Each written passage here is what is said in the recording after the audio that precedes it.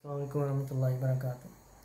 अच्छा, ये वीडियो उनके लिए जो ट्रांसफ़र लेना चाह रहे हैं जॉर्जिया में और अभी वो पढ़ रहे हैं, एमडी एमबीबीएस कर रहे हैं इस टाइम, चाइना से कर रहे हैं, रशिया, किर्गिस्तान, काज़ाख्स्तान या उज़्बेकिस्तान, इन कंट्रीज़ में वो एमबीबीएस कर रहे हैं। फ़र्स्ट ईयर में, सेकंड ईयर में, थर्ड ईयर में वो चाहते हैं कि वो जॉर्जिया में आएँ, एमबीबीएस करें, यहाँ पे ट्रांसफ़र लें। ठीक है, तो इसमें मैं आपको बता दूं कि आपको वहाँ यहाँ पे आना चाहिए कि नहीं आना चाहिए और कैसा रहेगा सब कुछ। तो इसमें तो सबसे पहले आप अपना बजट डिसाइड करें ना कि यार आपके पास 14-15 लाख रुपए है ऑन द स्पॉट यहाँ पे आने के लिए। आपको एटलीस्ट 1 साल की, जिसमें आपकी फ़ीस इंक्लूड होगी और सब कुछ आपका खर्चा वगैरह निकाल के, तो आपका 14-15 लाख रुपए लग जाएगा। हाँ, अगर आप सिर्फ एक सेमेस्टर की फ़ीस देते हैं तो फिर आपका ऑलमोस्ट जो है वो कुछ 4-5 लाख रुपया माइनस कर लें इसमें से, और 10 लाख रुपया आपका लगेगा, जिसमें आपकी 1 साल की एक सेमेस्टर की फ़ीस इंक्लूड होगी और बाकी आपका रहन सहन जो है वो शायद 1 महीने का इंक्लूड हो जाए इसमें। इतना ही बचा सकेंगे आप, और टिकटें शिकटें लगा के इतना आपका लगेगा। दूसरी चीज़ कि आप यहाँ पे आना क्यों चाहते हैं, आपको मसले मसाइल वहाँ पे क्या आ रहे हैं, तो मैं आपको बिल्कुल रिकमेंड नहीं करूँगा कि आप यहाँ पे आएँ। ठीक है, अगर आपके पास साथ कोई बहुत ही सीरियस इशू नहीं है कि आप कंट्री से एक्सपेल हो गए और या आपकी जो यूनिवर्सिटी है वो बिल्कुल ही ब्लैक लिस्ट है और ECFMG वगैरह में नहीं आती। ठीक है, तो सबसे पहले तो आप ये देखें, आपको ये देखना चाहिए कि आपकी यूनिवर्सिटी जो है वो WHO में आती है, ECFMG में आती है।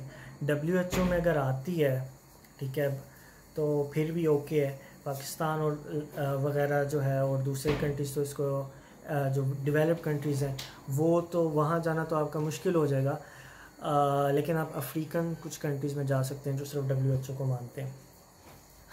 और पाकिस्तान भी अब सिर्फ WHO को नहीं ले रहा, आपकी यूनिवर्सिटी ECFMG में आनी चाहिए।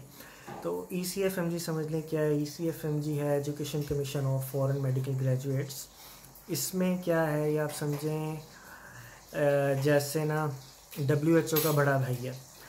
इसका काम क्या होता है, ये आपकी डिग्री की एक्रेडिटेशन करता है। ठीक है, और आप इसी के थ्रू जो है वो आप अपना USMLE जो है, प्लैब है UK का, और दूसरे जो हैं वो AMC कनाडा और आयरलैंड का प्रेस आप अप्लाई कर सकते हो और आप आगे फिर कोई एग्ज़ाम दे सकते हो। ये ऐसे ही है जैसे आपने जब अपनी मैट्रिक की डिग्री ली और आपने जब अपनी FSC की डिग्री ली, तो और आपने कहीं बाहर जाने से पहले, या आप जब के गए चाइना गए, किर्गिस्तान या उज़्बेकिस्तान गए, तो आपने फॉरेन मिनिस्ट्री से अपनी यूनिवर्सिटी डिग्री जो है वो अटेस्टेड करवाई थी। ठीक है, या अगर आप कहीं बाहर थे तो आपने अपनी एम्बेसी को डॉक्यूमेंट दिए थे कि मेरी डिग्री जो है वो अटेस्ट कर दो। ठीक है, तो आपकी डिग्री फिर अटेस्टेड होती है, जैसे फॉरेन मिनिस्ट्री ठप्पे लगा के देती है, इसी तरह आप HEC से अपनी ग्रेजुएशन की डिग्री टेस्ट करवाते हो। ठीक है, और ठप्पे लगा के देती है कि सब ओके है। इसी तरह ECFMG है, जब आप अपनी यूनिवर्सिटी में पढ़ रहे होते हो तो आपकी जो ट्रांसक्रिप्ट है वो यूनिवर्सिटी जो है वो ECFMG को मेल वगैरह करती है, और अगर आपकी यूनिवर्सिटी ECFMG के अंडर आती है तो आपकी जो है वो डिग्री जो है वो ECFMG टेस्ट करेगी, और अगर नहीं आती है आपकी यूनिवर्सिटी तो आपकी डिग्री टेस्ट नहीं होगी। तो इसका नुकसान क्या होगा, इसका नुकसान ये होगा कि आप USMLE नहीं दे सकते, प्लैब वगैरह ये सारे टेस्ट नहीं दे सकते, क्योंकि आपका इन टेस्ट देने के लिए ना, आप जब फॉर्म ही फिल कर रहे हो ना, ऑनलाइन आप फॉर्म फिल कर रहे हो, वो आपसे मांगेगा, मिसाल के तौर पे आप USMLE का फॉर्म फिल कर रहे हो तो वो आपसे मांगेगा, ठीक है, अपनी यूनिवर्सिटी का नाम डालो, कंट्री डालो, कंट्री आपने सेलेक्ट किया, कंट्री के बाद अपनी यूनिवर्सिटी सेलेक्ट करो। यूनिवर्सिटी जब आप सेलेक्ट करेंगे, यूनिवर्सिटी का नाम ही नहीं होगा उसमें। ठीक है, तो ये मसला आ जाएगा, जब यूनिवर्सिटी का नाम नहीं होगा, इसका मतलब आप आगे एप्लीकेशन जो है वो अपनी सेंड नहीं कर सकते उन्हें।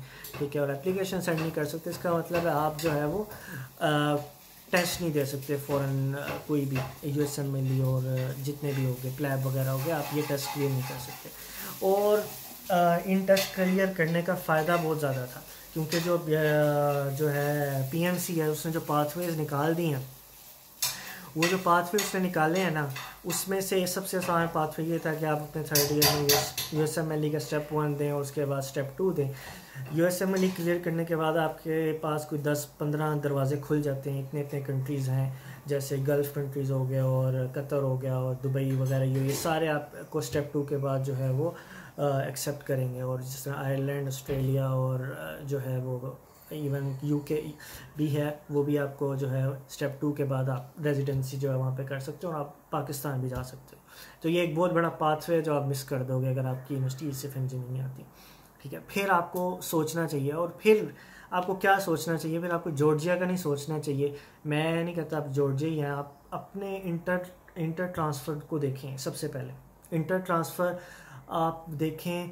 आप जिस मुल्क के मिसाल के तौर पे आप इस टाइम चाइना में, आपकी यूनिवर्सिटी अगर ECFMG में नहीं आती, आप इंटर ट्रांसफ़र देखें, आप वो यूनिवर्सिटियाँ देखें जो ECFMG के अंदर आ रही हैं, और आप वहाँ पे अपनी डिग्री जो है ट्रांसक्रिप्ट भेजें और वहाँ पे सुकून से बैठ जाएं। इसका फ़ायदा क्या है, आपके पैसे बहुत ज़्यादा बच जाएंगे, टाइम भी बच जाएगा, ख्वारी भी नहीं काटनी पड़ेगी यहाँ जॉर्जिया आने की। तो ये सारी चीज़ें हैं जो आप कर सकते हैं। ठीक है, तो ये चीज़ें देखें, फिर ही आप फैसला करें कि हाँ आपको जो है वो ट्रांसफ़र लेना है। और आपके लिए बेहतर यही है कि आप इंटर ट्रांसफ़र लें, आप जॉर्जिया वाला ना लें। जॉर्जिया अगर आपने ट्रांसफ़र लेना है तो ये जॉर्जिया आपको वेलकम कर रहा है। ठीक है, यहाँ पे कुछ यूनिवर्सिटीज़ हैं जो आपकी जो है वो आपको ट्रांसक्रिप्ट दे के आपको एक्सेप्ट कर लेती हैं। अच्छा, इसका नुकसान एक और ये भी होता है कि आपको 6 महीने या 1 साल आपका पीछे बिठाया जाएगा। क्रेडिट आवर्स मैच करवाए जाएंगे। जब क्रेडिट आवर्स मैच करवाए जाएंगे ना, तो आपके क्रेडिट आवर्स थोड़े कम निकलेंगे, तो आपको 6 साल का गैप आ जाएगा, 6 महीने का गैप आ जाएगा, और 1 साल का गैप भी आ सकता है कि अगर आप जैसे चाइना में पहले साल तो उन्होंने पढ़ाई की लैंग्वेज है, तो आपको स्टार्ट करना पड़ेगा।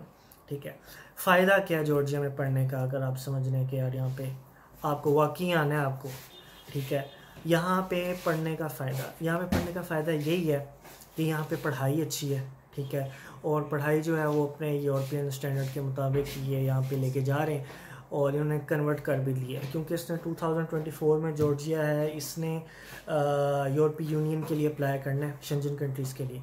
तो यूरोपीय यूनियन के में अप्लाई करने के लिए, शेंजन कंट्रीज़ में अप्लाई करने के लिए उनकी कुछ रिक्वायरमेंट्स हैं कि आप हमारे स्टैंडर्ड पर आएँ, अपने कंट्री को लेकर आएँ, ये सारी अमेंडमेंट्स करें, फिर हम आपको कहेंगे, वेलकम देंगे, आपके बारे में कुछ सोचेंगे। तो फिर उन्होंने क्या किया, ये सारे वही कह रहे हैं कि आपको पहले कंट्री में जॉर्जिया है, वहाँ पे चलो आपका यूरो चलना चाहिए। ठीक है, फिर यहाँ पे आपकी जो एजुकेशन है वो भी यूरोपियन स्टैंडर्ड के मुताबिक हो, जो कि उन्होंने कर दिया। यूरो भी यहाँ पे चल रहा है, और एजुकेशन जो है वो अभी इन्होंने ECTs में लेकर आए हैं, यूरोपियन क्रेडिट आवर सिस्टम में। ये सारा इन्होंने अपना एजुकेशन जस्ट अभी बदला है। ठीक है, तो इनकी डिग्रीज़ जो हैं वो यूरोप में अभी मानी जा रही हैं, मतलब एविएशन की होगी या दूसरी इंजीनियरिंग डिग्रीज़ होगी, तो ये मानी जा रही है। इन्हें सिर्फ लैंग्वेज टेस्ट देना पड़ता है कहीं भी जाना है। ठीक है, और तो और भी उनके यूरोप के स्टैंडर्ड हैं कि होमोसेक्सुअलिटी को जो है वो उनके राइट्स हों, और जेंडर इक्वलिटी हो, ये वगैरह इस तरह के राइट्स आप करें। फिर ये सब वो चीज़ें कर रहे हैं जिसके बाद ये यूरोप का हिस्सा बन सकें, यूरोपीय यूनियन का हिस्सा बन सकें। तो ये एक फ़ायदा कि अगर ये शेंजन का हिस्सा बन जाता है तो इनकी डिग्री जो है, MD की जो डिग्री है मेरी, काफ़ी यूरोपियन कंट्रीज़ जो हैं वहाँ पे टेस्ट के बगैर ही चलेगी, लेकिन मुझे उनका लैंग्वेज लाजमी देना पड़ेगा। यूरोप में ऑलमोस्ट 27 लैंग्वेजेस बोली जाती हैं। ठीक है, तो आप अंदाज़ा करें, अगर किसी ने जर्मनी से भी किया है ना, उसको फ्रांस में अगर जॉब करनी है तो उसको पहले फ्रेंच आनी चाहिए, फिर ही वो जो है वो उनके हॉस्पिटल में जो है वो जॉब कर सकता है। इसी तरह अगर किसी ने फ्रांस से इटली में जॉब करनी है तो उसको इटालियन आनी चाहिए, लैटिन आनी चाहिए। तो ये लैंग्वेज बैरियर सारे यूरोपियन कंट्रीज़ में आते, तो इसका आसान सा हाल यही होता है, आपने जहाँ पे किया आप वहीं पे रहो। ठीक है, आपको अगर जर्मनी जाना है आप जा सकते हो वहाँ पे, लेकिन आपको लैंग्वेज लाजमी होगी। लेकिन फ़िलहाल जॉर्जिया में आपको जो है वो टेस्ट जो है वो लाजमी है। आपको अगर किसी भी यूरोप कंट्रीज़ में जाना है तो फ़िलहाल आपको जर्मन का जो है वो एक्सेप्ट तो करेंगे, लेकिन आपको उनका लैंग्वेज टेस्ट देना पड़ेगा। ठीक है, और कुछ कंट्रीज़ हैं जैसे फ्रांस वगैरह है, तो उसका जो है वो आपको अजान हो रही है। अच्छा, तो मैं बता रहा था कि आप जो है वो टेस्ट वगैरह दे सकते हैं इधर का, इन यूरोपियन कंट्रीज़ का लैंग्वेज टेस्ट आप दें तो आपको कुछ कंट्रीज़ जो है ना वो आपको एक्सेप्ट कर लेंगे। ठीक है, बग़ैर उसके उनके क्या कहते हैं लाइसेंसिंग एग्ज़ाम के, लेकिन आपको उनका लैंग्वेज देना पड़ेगा। ठीक है, अब क्या है और तीसरा फ़ायदा क्या हो सकता है जॉर्जिया का? एक फ़ायदा इसका मैंने बताया, जैसे पढ़ाई अच्छी है। दूसरा मैंने बताया अगर ये यूरोपियन यूनियन में आ जाता है तो आप शेंजन का हिस्सा बनता है, तो आप शेंजन कंट्रीज़ में वैसे ही ट्रैवल करके और वहाँ जाके उनकी लैंग्वेज टेस्ट क्लियर करके आप जो है वो काफ़ी सारे कंट्रीज़ में जो है वो अपना जॉब कर सकते हो। लेकिन लैंग्वेज क्लियर करना कोई आसान बात नहीं है, बड़ा मुश्किल काम है। तो आपको हमेशा उन्हीं कंट्रीज़ में परसू करना चाहिए जो आपने बचपन से लेके इंग्लिश पढ़ी है। तो यार आप यूके, कनाडा, यूएस को छोड़ के आप दूसरे यूरोपियन में कंट्रीज़ में क्यों आपने जाके मुंह मारना है और वहाँ पे जाके आपने जो है लैंग्वेज सीखनी है, इतनी स्ट्रगल करनी है, उसके बाद आपने पे करना है कुछ। ठीक है। तीसरा और एंड लास्ट फ़ायदा, एक तो पढ़ाई का बता दी अच्छी है यहाँ पे, अच्छी सबसे अच्छी है इनकी, ठीक है, बाकी कंट्रीज़ की क्योंकि इंग्लिश आती है। और लास्ट वन प्रेफरेंस का फ़ायदा है, ठीक है, प्रेफरेंस का।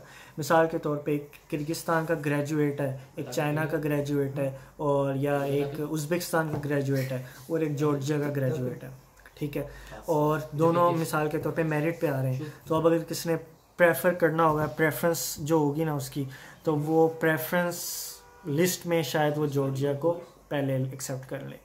तो ये प्रेफरेंस का, और एक चूँकि इसकी ज़रा रेपुटेशन में आ जाती है, और ये क्योंकि ईस्ट यूरोप लगता है इसको, ईस्ट यूरोप बनता है ये, तो इस वजह से एक ये फ़ायदा।